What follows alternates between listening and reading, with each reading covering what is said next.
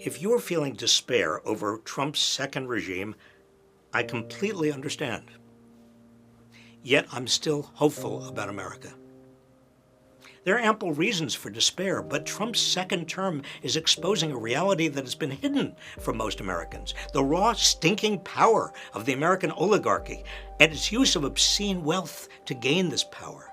My hope is founded on Americans seeing and responding to this reality. Trump is planning another giant tax cut for the wealthy. To pay for it, he's giving two billionaires, Elon Musk and Vivek Ramaswamy, the authority to target programs average Americans rely on.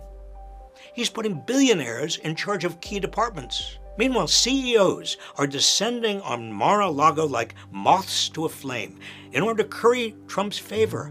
Musk, the richest person in America, has turned his giant media platform, X, into a cesspool of lies and bigotry in support of Trump. Jeff Bezos, the second richest person in America and owner of Amazon, has reportedly agreed to pay $40 million for Melania Trump's documentary, for which she's executive producer. Previously, Bezos blocked the newspaper he owns, The Washington Post, from endorsing Kamala Harris in the 2024 election.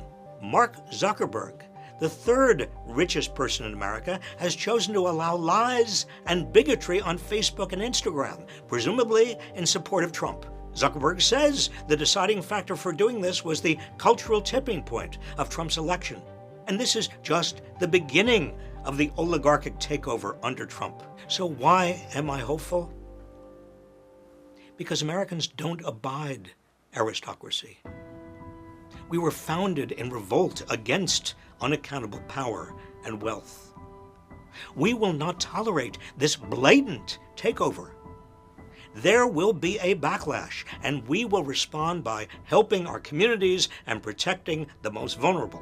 And we'll also respond in the 2026 midterms and the 2028 presidential election by electing true leaders who care about working people and the common good. And just as we did at the end of the first Gilded Age, when the oligarchy revealed its hubris and grandiosity, we will demand and get fundamental reforms, big money out of politics, higher taxes on the wealthy to pay for what most Americans need, busting up giant corporations, regulating big finance, holding huge social media platforms accountable to the public. On the path we were on, the sludge had been thickening even under Democratic administrations. There were fundamental systemic flaws that remained unaddressed. Inequalities have continued to widen. Corruption and bribery have worsened. We were on the way to losing our democracy without even knowing it. But as a friend put it, authoritarian forces have been building for years, like the pus in an ugly boil, she said.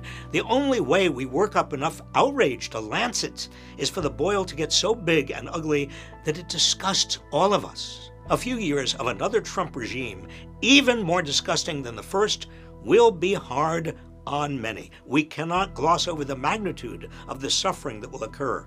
But when the oligarchy that controls us is exposed for what it is, the nation will see more clearly than ever before that we have no alternative other than to take back power. Only then can we continue the real work of America, the pursuit of equality and prosperity for the many, not the few.